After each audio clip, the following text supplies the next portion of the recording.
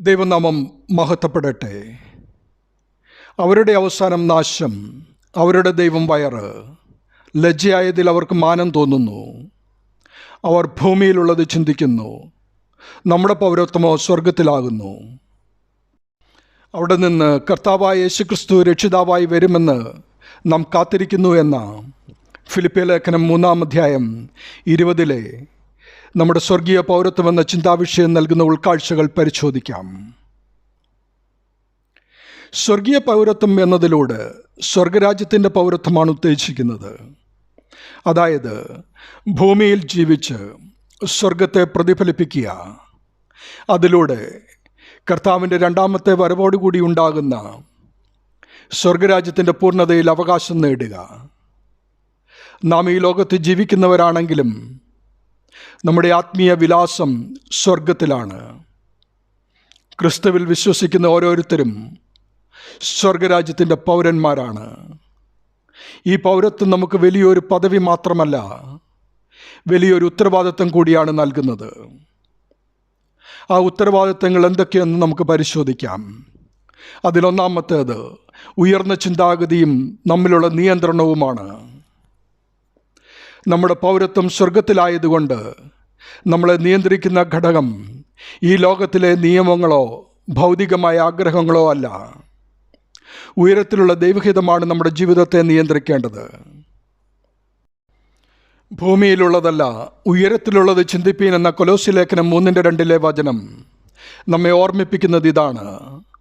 ലോകത്തിൻ്റെ ആകുലതകളിൽ ഒലിച്ചു പോകാതെ ക്രിസ്തുവിൻ്റെ ആത്മാവിനാൽ നയിക്കപ്പെടുന്ന ഒരു ജീവിതശൈലി നാം വളർത്തിയെടുക്കേണ്ടതുണ്ട്. ഈ ഭാഗത്തെ രണ്ടാമത്തെ ചിന്ത പ്രത്യാശയോടുകൂടിയുള്ള കാത്തിരിപ്പാണ്. നമ്മുടെ ജീവിത ലക്ഷ്യം കേവലം ഈ ഭൂമിയിലെ നേട്ടങ്ങളല്ല. കർത്താവായ യേശുക്രിസ്തു രക്ഷിതാവായി വീണ്ടും വരുമെന്ന പ്രത്യാശയാണ് ഒരു സ്വർഗീയ പൗരൻ്റെ ഏറ്റവും വലിയ കരുത്ത്.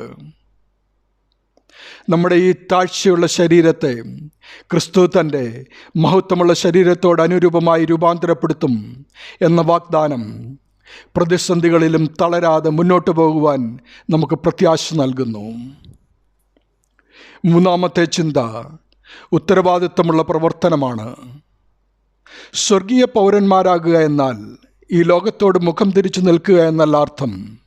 മറിച്ച് ദൈവരാജ്യത്തിൻ്റെ മൂല്യങ്ങളായ നീതി, സമാധാനം, പരിശുദ്ധാത്മാവിലുള്ള സന്തോഷം എന്നിവ ഭൂമിയിൽ പ്രാവർത്തികമാക്കുക എന്നതാണ് നമ്മുടെ ജോലി. ഒരു രാജ്യത്തിൻ്റെ പൗരന്മാർ അവരുടെ രാജ്യത്തിൻ്റെ അന്തസ്സ് ഉയർത്തുവാൻ ശ്രമിക്കുന്നത് പോലെ ക്രിസ്ത്യാനികളായ നാം നമ്മുടെ പ്രവൃത്തികളിലൂടെ ദൈവരാജ്യത്തിൻ്റെ ഐക്യവും സ്നേഹവും ഈ ലോകത്ത് പ്രകടിപ്പിക്കേണ്ടതുണ്ട്. നാലാമത്തെ ചിന്ത നമ്മുടെ ജീവൻ ക്രിസ്തുവിൽ മറഞ്ഞിരിക്കുന്നു.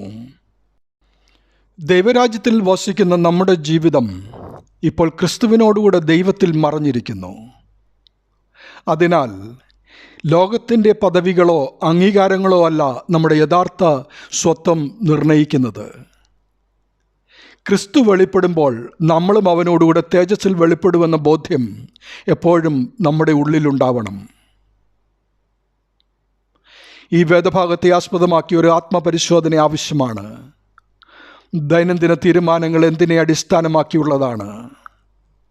ഈ ലോകത്തിൻ്റെ മാനദണ്ഡങ്ങളോ അതോ സ്വർഗീയ മൂല്യങ്ങളോ? മഹത്വം നമുക്ക് വേണ്ടിയോ അതോ ദൈവത്തിന് വേണ്ടിയോ? ഞാൻ ജീവിക്കുന്ന ചുറ്റുപാടിൽ ദൈവരാജ്യത്തിൻ്റെ സമാധാനവും സ്നേഹവും ഞാൻ പ്രതിഫലിപ്പിക്കുന്നുണ്ടോ? ക്രിസ്തുവിൻ്റെ വരവിനായുള്ള കാത്തിരിപ്പ് എൻ്റെ ജീവിതത്തിൽ എന്ത് മാറ്റമാണ് വരുത്തിയിരിക്കുന്നത്?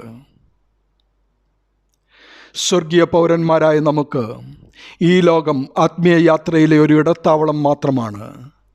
അതുകൊണ്ട് ഈ ലോകത്തിൽ ജീവിക്കുമ്പോൾ ലോകത്തിൻ്റെ ഭാഗമായി മാറിപ്പോകാതെ നമ്മുടെ ഓരോ ചുവടുവയ്പ്പിലും ക്രിസ്തുവിൻ്റെ സാന്നിധ്യം പ്രകടമാക്കുവാനും അവിടുത്തെ കരം പിടിച്ച് വെളിച്ചമായവൻ്റെ കൂടെ പ്രകാശമായി നാം സ്വർഗീയ പൗരത്വത്തിന് യോജിച്ച വിധത്തിൽ ജീവിക്കുവാൻ ഇടയാകണം.